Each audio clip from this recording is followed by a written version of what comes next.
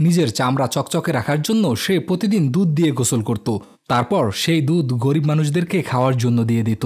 বেচারারা জানতো না যে তারা মূলত বুড়ির গোসল করা ময়লা দুধ খাচ্ছে। এই বুড়ি সুন্দরী যুবতী মেয়েদেরকে ধরে এনে তাদের যৌবন শক্তি চুষে নিত। ফলাফলস্বরূপ নিজে হয়ে উঠত যুবতী আর ওই মেয়েগুলো হয়ে যেত বুড়ি।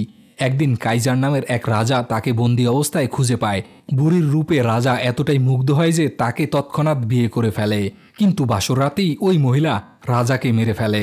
এরপর রাজপ্রাসাদের দরজা খুলে দিতেই তার সৈন্যবাহিনী সম্পূর্ণ রাজ্য দখল করে নেয়। এরপর সে নিজেকে রানী হিসেবে ঘোষণা করে।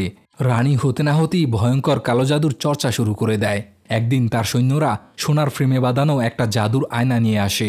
রানী প্রতিদিন আয়নাকে জিজ্ঞেস করত, জাদুর আয়না বলতো, এই দুনিয়ায় সবচেয়ে সুন্দরী নারী কে? বহু বছর ধরে আয়না রানীর নামই বলতো। কিন্তু একদিন আয়না জানালো যে এমন একটা মেয়ে আছে যে কিনা তার চেয়েও বেশি সুন্দরী, আর সেই মেয়েটা অন্য কেউ না, বরং মৃত রাজা কাইজারের একমাত্র মেয়েটি। তার গায়ের রং ছিল বরফের মতো ধবধবে সাদা। জন্মের সাথে সাথেই রাজা তার নাম রেখেছিল স্নো হোয়াইট। এমনকি তাকেই রাজ্যের উত্তরাধিকারী ঘোষণা করে। কিন্তু দুর্ভাগ্যবশত রাজার মৃত্যুর পর ডাইনি রানী স্নো হোয়াইটকে কালকুঠুরিতে বন্দি করে রাখে। এর মধ্যেই সারা দেশে দুর্ভিক্ষ ছড়িয়ে পড়ে। কিন্তু রানীর দুধ দিয়ে গোসল করা বন্ধ হয় না। একদিন জাদুর আয়না জানায়, রানী যদি চিরদিনের জন্য যুবতী থাকতে চায় তাহলে তাকে স্নো হোয়াইটের হৃৎপিণ্ড বের করে খেতে হবে। রানী তার ভাইকে পাঠালো স্নো হোয়াইটের হৃৎপিণ্ড আনার জন্য। কিন্তু তার ভাই স্নো হোয়াইটের নিষ্পাপ সৌন্দর্য দেখে থমকে যায়। সেই সুযোগে স্নো হোয়াইট সেখান থেকে পালানোর চেষ্টা করে, কিন্তু সৈন্যরা তাকে চারদিক থেকে ঘিরে ফেলে। প্রাণ বাঁচাতে স্নো হোয়াইটকে ময়লা ড্রেনের মধ্যে ঝাঁপ দিতে হয় আর সৌভাগ্যক্রমে সমুদ্রে গিয়ে পৌঁছায়। এই খবরে রানীর মাথায় আগুন লেগে যায়। তার যে কোনো মূল্যে স্নো হোয়াইটকে চাই। স্নো হোয়াইটকে খুঁজে বের করতে রাজ্যের সবচেয়ে চৌকস শিকারীকে ডেকে আনে। রানী তাকে লোভ দেখিয়ে বলে সে যদি স্নো হোয়াইটকে ফিরিয়ে আনতে পারে তাহলে রানী তার কালো জাদুর মাধ্যমে তার মৃত বউকে জীবিত করে তুলবে। শিকারী রানীর কথায় পুরোপুরি বিশ্বাস না করলেও বউয়ের কথা চিন্তা করে রাজি হয়ে যায়। খুব শীঘ্রই জঙ্গলের মধ্যে স্নো হোয়াইটকে খুঁজেও পেয়ে যায়। রানীর ভাই মেয়েটিকে নিতে চাইলে শিকারী তার বউকে ফিরিয়ে দিতে বলে, কিন্তু রানীর ভাইয়ের মুখ ফসকে বেরিয়ে যায়, জাদু দিয়ে সবকিছু করা গেলেও মৃত মানুষকে জীবিত করা অসম্ভব। শুরু হয়ে যায় তুমুল যুদ্ধ।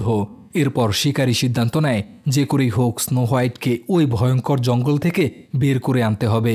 প্রতিমধ্যে বাধা হয়ে দাঁড়ায় ভয়ঙ্কর এক দৈত্য। দৈত্যর সাথে লড়াই করতে গিয়ে শিকারী মারাত্মক আহত হয়।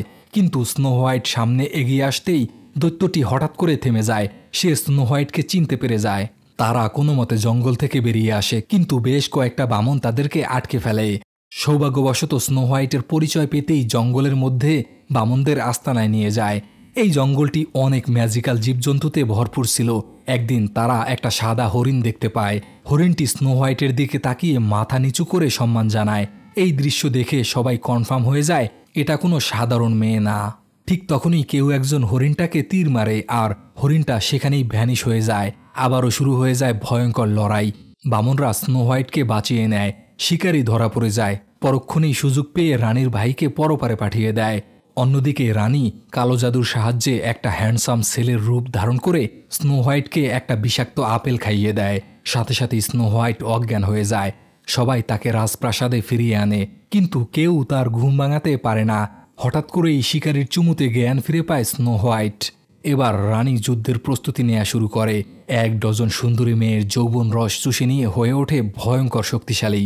এবার যুদ্ধের জন্য তার বিশাল সেনাবাহিনী পাঠায়। অন্যদিকে স্নো হোয়াইটও নিজের সৈন্যবাহিনী জোগাড় করে কেল্লায় আক্রমণ করে দেয়। বামনরা লুকিয়ে কেল্লার দরজা খুলে দেয় আর পরক্ষণেই তুমুল যুদ্ধ শুরু হয়ে যায়। এক পর্যায়ে স্নো হোয়াইট আর রানী মুখোমুখি হয়। রানী তার কালো জাদুর সৈন্যদেরকে যুদ্ধে লাগিয়ে দেয়। শিকারী আর তার সঙ্গীরা শেষ মুহূর্ত পর্যন্ত লড়াই চালিয়ে যায়। অনেক যুদ্ধের পর স্নো হোয়াইট রানীকে আহত করে দেয়। পরক্ষণেই রানী তার আসল রূপে ফিরে আসে আর মারা যায়। রানীর মৃত্যুর সাথে সাথেই কালো জাদুর প্রভাব কেটে যায় আর স্নো হোয়াইট হয়ে ওঠে নতুন রানী। এখানেই মুভিটি শেষ হয়। ধন্যবাদ সবাইকে।